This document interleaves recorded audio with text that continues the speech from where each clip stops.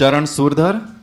She is a geneticist by academic training and works history turned epigenetics from her innermost desire to reveal the truth about our human potential. She has a BSc degree in microbiology and MSc in human genetics. She worked in the field of genetics for 13 years, identifying genetic mutations for the whole host of genetic diseases and contributed to the scientific papers as well as textbooks. Today, she works specifically with genetic diseases, assisting to release the energy in the form of emotions, beliefs, and perception that get in the way of natural flow of body to bring about positive gene expressions. Charan leads to paradigm shift of revolutionary new field of epigenetics. She has been featured on a Hidden Science TV show and also for upcoming movie Punk Science. What I have been given to understand that YouTube is full of her creativities and different ideas, so you can link on her name and you'll get a lot of things about her. Important announcement, the live telecast of this show is going on YouTube. Even if you press Manashakti, you'll get link and you can share these beautiful sessions over here with all your friends and relatives to whichever place they belong to or wherever they are. And topic is epigenetics from conception to the life merging of science and spirit. A very interesting topic, confluence of science and spirit. And I'm sure once that is decoded, a lot of new information is going to flow in this August gathering. Madam? I am in awe of the universe because the events that have taken place for me to actually stand here are things that I could not have orchestrated myself. And I'm sure when you look at your life, you also can see that you have some events in your life that you have no idea how you ended up somewhere. And so for that, I'm deeply grateful to Sandra for introducing me to Mr. Gajanan and for the whole events that have taken place. And deeply grateful also for everybody here listening and all the speakers that have come before me and that are going to come after. So my talk today is, as you can see, epigenetics and conception to life merging of science and spirit. In this talk, I want to take you beyond what has been thought possible with genetic diseases by merging science and spirit. And by that I mean the science and the ancient wisdom. We know up till now that there's 95% of genetic diseases like heart disease and diabetes and others, and it's thought that more can be done about these particular diseases. But in my career as a geneticist and coming up, I always ask the question that there's those 5% of genetic diseases. Why is it that people say we can't do anything about that? Because if we limit ourselves and we limit our own mind, then we limit what we can witness in the world. So that was one of my questions. So why is it that that was the case? But this talk, hopefully, can dispel this and open our minds to what is really possible. Because it's our minds, our mental thoughts, as we just witnessed with the previous speaker, that allow for what is possible and what isn't. My invitation for you during this talk is open your mind and begin to see what is possible when we get our minds out of the way and when we can connect to the field of infinite possibilities, or what ancient wisdom has taught us to do, because that's when anything becomes possible. The second thing I'd like for you to receive during this talk is an actual experience of what this right here today, so that you can awaken to the power of infinite possibilities in you, because it's not outside, as we've just witnessed as well. And this is where gene, the physical, meets Om. Gene-Om. Gene and Om, which is the physical meeting the infinite. And also you'll see that I love doodling. It's my approach of trying to be Picasso, but nowhere near it. So here's a quote by, I'm sure everybody's familiar with Dr. Deepak Chopra, and I want to read it out to you. This place of presence is pure awareness, which anyone can access. It is a field of all possibilities, which unfortunately we have shackled through the ego personality into a small arena of limited possibilities. The present moment is nothing but a liberated state of the sense of self. And you'll see this all come together in my talk. So presence is the magic ingredient. It's the ancient wisdom where ancient wisdom meets science. The ancient sages, as we've witnessed, yesterday afternoon, Shiva Kumarji, he is presenting the Abhimanyu effect, and I want you to keep in mind what he said, because you'll see the relevance in today's talk. So the ancient wisdom, the ancient sages have created the miraculous. And this ancient wisdom fits in perfectly with today's world, especially from epigenetics, from conception to life. And as I said, presence is the magic ingredient. And this is where I'd like to then later on give you an experience and connection to all of the above. I want to start with a case study. And this is a case study that I had of a mom who came to me. She was in the US, I live in the UK, so I work remotely with people. And she was expecting a child through a surrogate mom who lived in India. And 10 weeks into pregnancy, there was an ultrasound that showed that there was significant nuchal edema. Now, I'm not a medical practitioner, and I know there's some of you that are not also medical doctors here. So just for your information, Down syndrome is where you have chromosome 23. Normally we have 21, sorry, Mike. Sorry, my apologies. 21, I was testing, if you were listening. So chromosome 21, and there's 3 chromosomes rather than 2. So on a physical level, this child has been born with 3 of those chromosomes. So this is a positive marker for Down syndrome.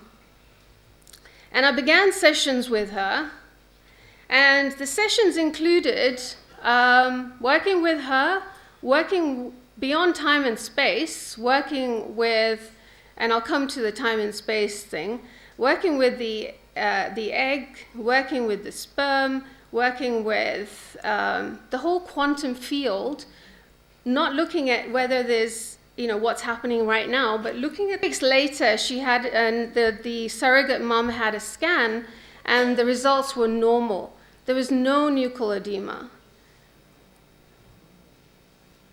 And these are the words that the mother had said to me, and at the end you can see she said, we are proud to say that we were blessed with a beautiful and healthy girl at full term in August 2012, and we began work February 2012.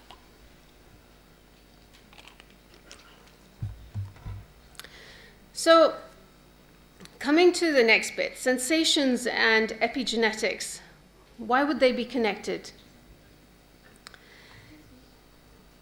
I may just interrupt, I want to just clear the sessions were with the surrogate mom or A good question. They were with surrogate mom as well as the other mom, because the surrogate mom was holding the fetus, so it was important to work with her as well.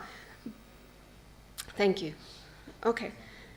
So epigenetics, as we know, is the genetic expression is impacted by the epigenome and not the DNA itself. So what is the epigenome? The epigenome is what's above the DNA. Epi is the prefix, means above the DNA. And epigenome and DNA, here in this talk, we're going to be talking about the energetics of that, because they are ultimately, when you go into the molecular structure and into the atoms and neutrons and protons, you're getting to where there's 99% just pure potential.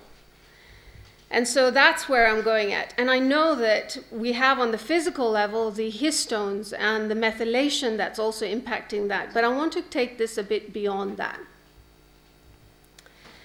So sensations is what the DNA hears. Okay, so I just repeat that. Sensations that you feel is what the DNA hears. Sensations are the direct experience of the epigenome. So, what is the epigenome made up of? It's made up of your own traumas in your life and beliefs, whether there's yours or the ancestral. And I'll cover that as well. And the energy of your ancestral traumas. There's a lot of other studies, and I'll go through some studies now to show this. So this is what makes up the epigenetic inheritance. So the first study was done with mice, and maybe some of you have already heard of this study. So these mice, F0 generation, were exposed to an electric shock simultaneously at the same time as they were being exposed to the smell of cherry blossom. And as a result of this, they experienced anxiety and developed anxiety. So what happened was that they then had the next generation, F1 and F2 generation, and they didn't expose them to the electric shock, but they just allowed them to be exposed to the smell of cherry blossom. And the conclusion was that each of these next generation was and had anxiety. So the conclusion from this was that the environmental information may be inherited transgenerationally on epigenetic, behavioral, and neuroanatomical levels. So here's another study of offspring of Holocaust survivors.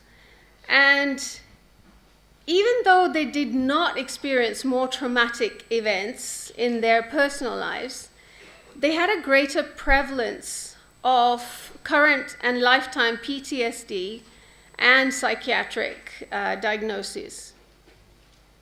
So the conclusion for this one was that an increased vulnerability of PTSD and other psychiatric diagnosis amongst these offspring of the Holocaust survivors. So you can see from this that it gets passed down, and this is what I was talking about with the epigenome, the energy of that. So next is, so does the DNA respond to the quantum field? Dr. Glenn Ryan, he's a cell biologist, and he did some work with DNA. And he found, I think many of you may have heard of, has everybody heard of the Heart Math Institute? Yes. So the Heart Math Institute, as you know, works with heart coherence. And what he found was, non-locally, DNA strands would unwind when they were exposed to heart coherence. And this quote here, it's going to be very relevant for everything else that I'm going to be saying and have said also. So within living systems, DNA molecule is proposed to act as an antenna and demodulator that is tuned to a non-local field outside of space-time, thus functioning as a conduit through which higher dimensional epigenetic information is transduced at the level of the physical organism. And there's the reference for that.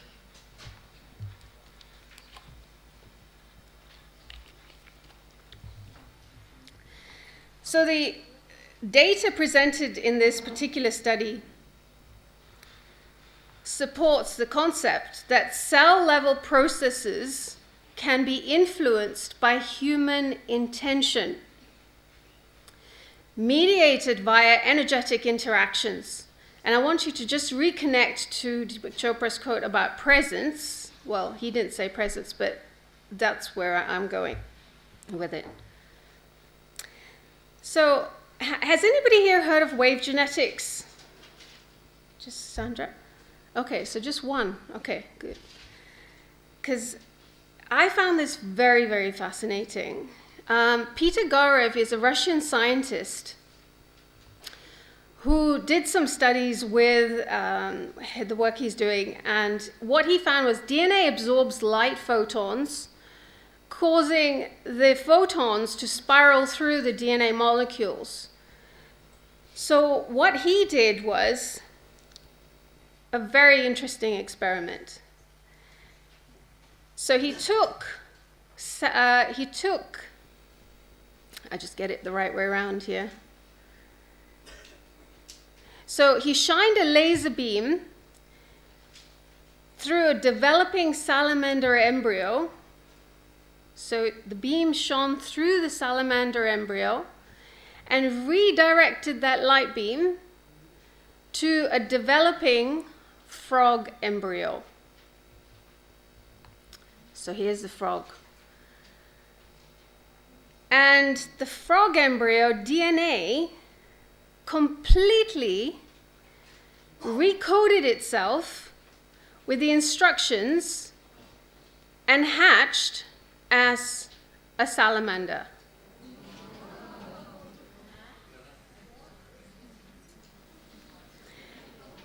Even though the embryos were into completely sealed containers where only this particular light beam was allowed in.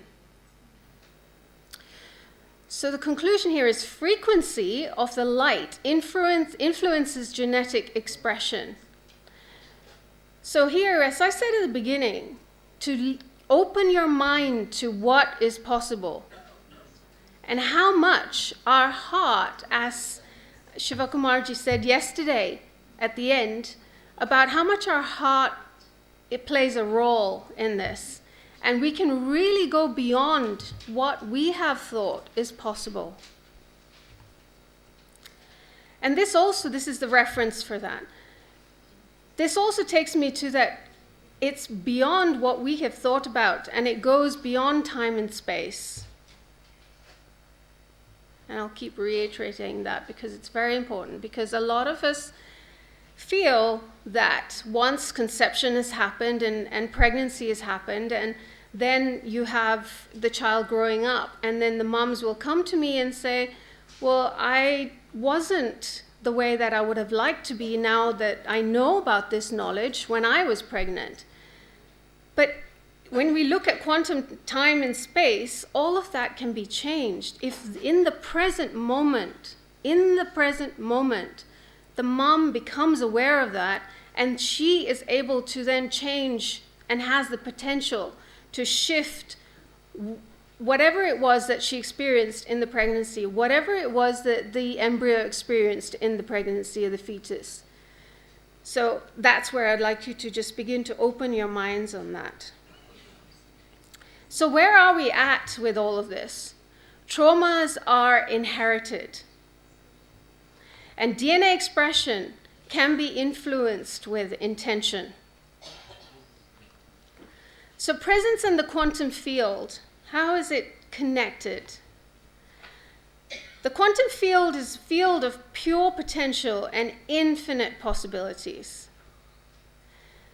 And presence aligns one to this field going beyond time and space. I'm just repeating that again, because it's very important. Presence brings coherence to the physical body. And DNA expression then reflects this. So it's time to have an experience, and the magic ingredient is in you. So first-hand experience here. So if you have, in the last week or so, or think of a situation where you've experienced something that was very traumatic or bugged you or made you feel irritated. So 0 to 10, can you rate that issue from 1 to 10? 10 being the most uncomfortable, and just put your hands up when you've got it. Okay.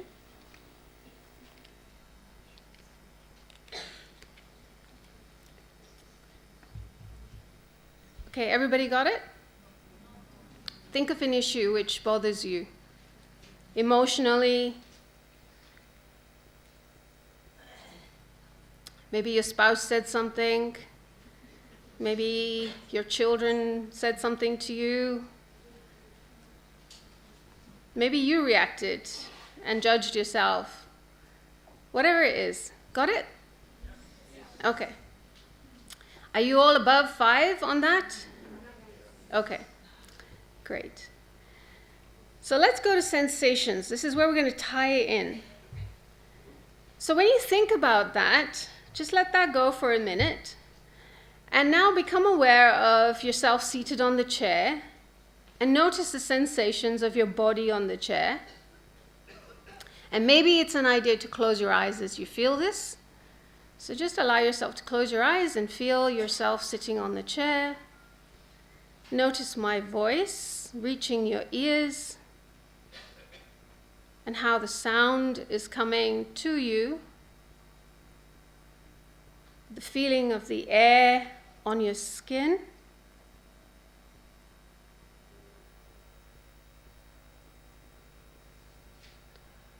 And begin to notice where you feel that in your body with regards to that situation. There's some sensation, whether it's a warmth, whether it's a tightness.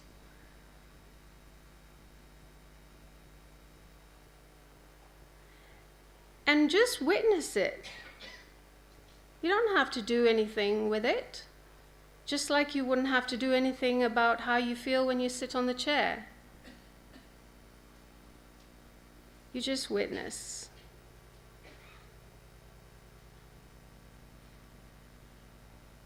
And you may begin to notice that it moves, and that's okay too.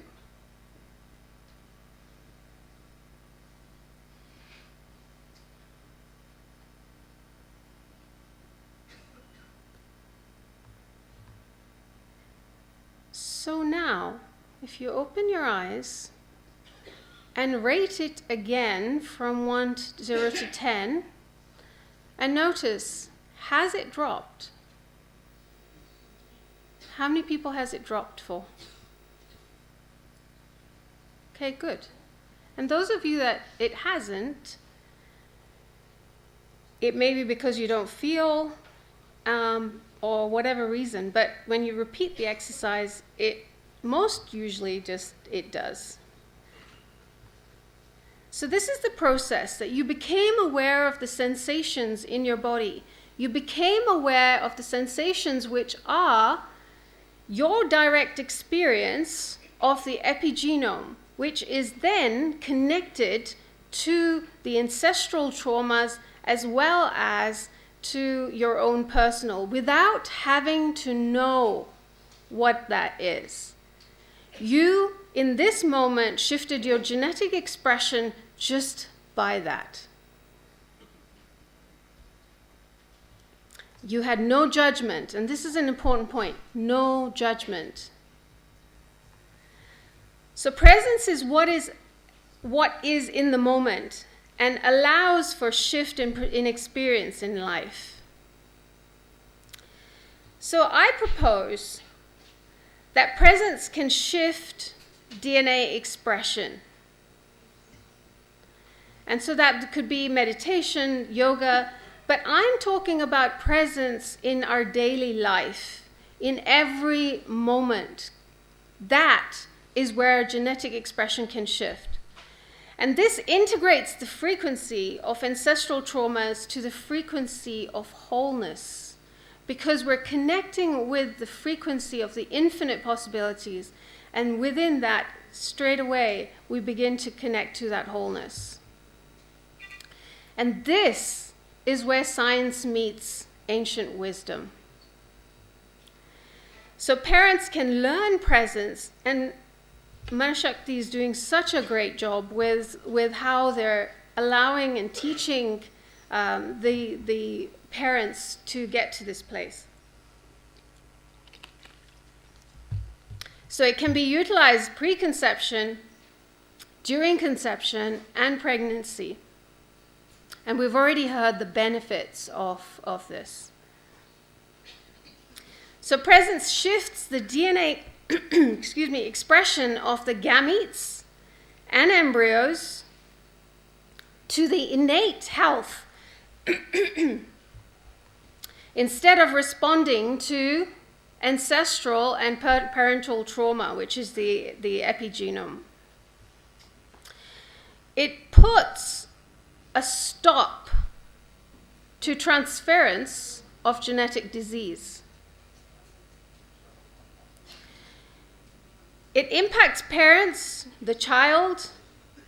It also impacts the other children in the family and future generations as well. And going back in time to the ancestors, or where the original situation was where that happened. And if you go back to the example of the mice, that would be that, say for example, the F2 generation of the mice smelling the cherry blossom, doing the presence work. I mean, if you can imagine mice doing presence work. Maybe they are already present, I don't know. But if they did that, then that would then clear the trauma of the F0 generation as well as F3, F4. So then how do I know that? Well, recently I came across a study. This is the reference for it. It's on Facebook because I've tried to look for the reference. I couldn't find it, but I did hear about it in this particular talk.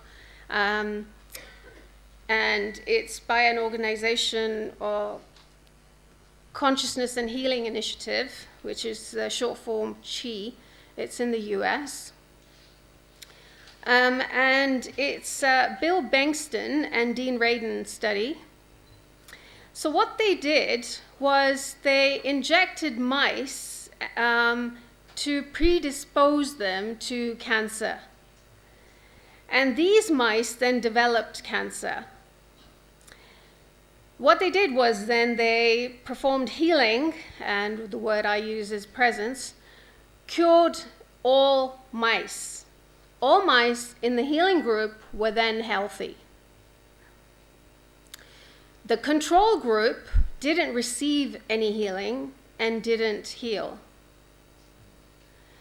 But F1 and F2 generation of mice were injected to induce cancer as well and did not develop cancer. So the work that we and all of you are doing with the families, the impact is beyond and beyond. As Mr. Gajanan was saying that yesterday, that we impact thousands, and that is true. So here's a study, case study that I have.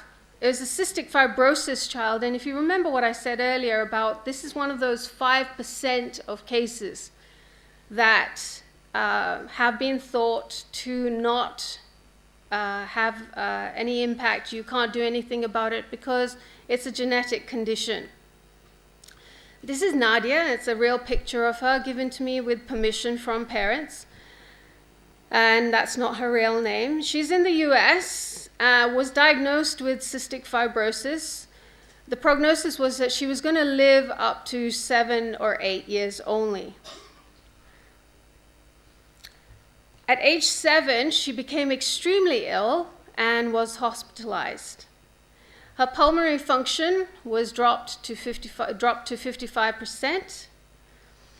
Now, the important thing here was the parents' perspective and attitude towards this condition as soon as when she was diagnosed.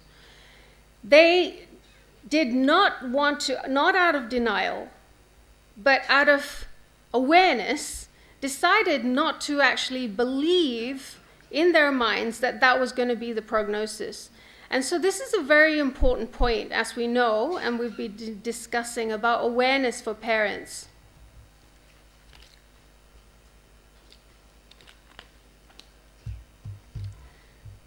So I worked with her for a few months, and her life returned to normal.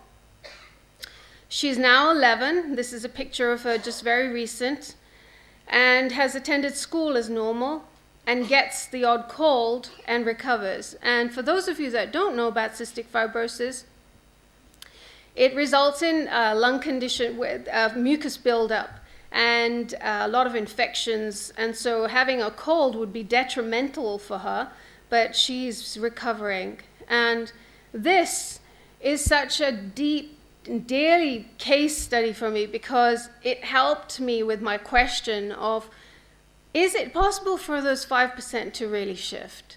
And I was open to that possibility. And then, as I said, in deep gratitude to the universe and God and the divine, because that, when we believe in that power, anything is possible. So here's another Downs case study. Sophia is not her real name. She was from Italy, was diagnosed with Downs in the womb at 12 weeks. And parents approached me to work with her. Further investigation, during the 3rd trimester of pregnancy, she was normal. And again, if you remember, this is an extra chromosome. I'm not going to test you again. So she was born normal and now close to 2 years old. So the DNA aligns to the frequency of presence. And by presence, I'm really talking about the divine. You can use any word you like. In all cases, I worked with presence for each of these children, the parents, and the whole in that quantum field. It was beyond time and space, with the egg, the sperm, prior to conception and during pregnancy. And this aligns the DNA to the innate health, the frequency of presence, because the divine has its own frequency, and that encompasses everything.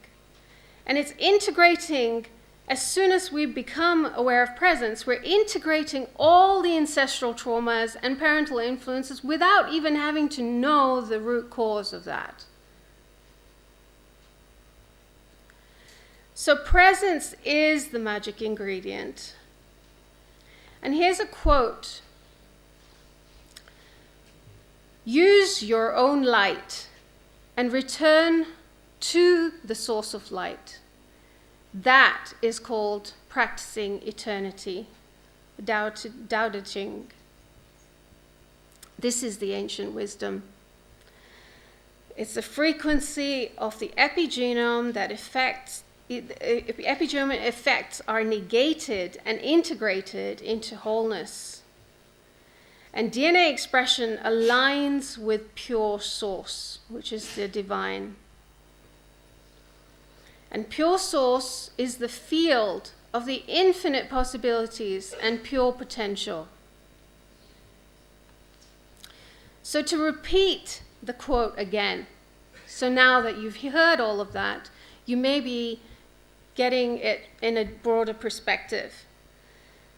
This place of presence is pure awareness, which anyone can access.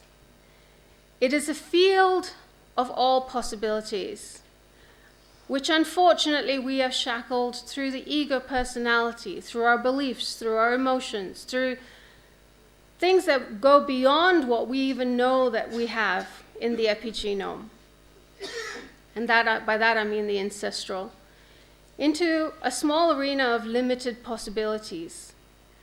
The present moment is nothing but a liberated state of a sense of self. So to conclude, it is the importance of presence. If the importance of presence, thank you. If the importance of presence can be taught to parents prior to conception, or even during pregnancy, it can shift, in fact I'll add, even after the child is born. It can shift the frequency of the genetic expression in them, their gametes, and the child to be in alignment with the field of infinite possibilities in the quantum field, which what you've witnessed with the case studies I've shared, outside of time-space continuum, of personal and ancestral traumas. This is where magic and the merging of science and spirit happens. It is where Gene, the physical, meets Om, the infinite.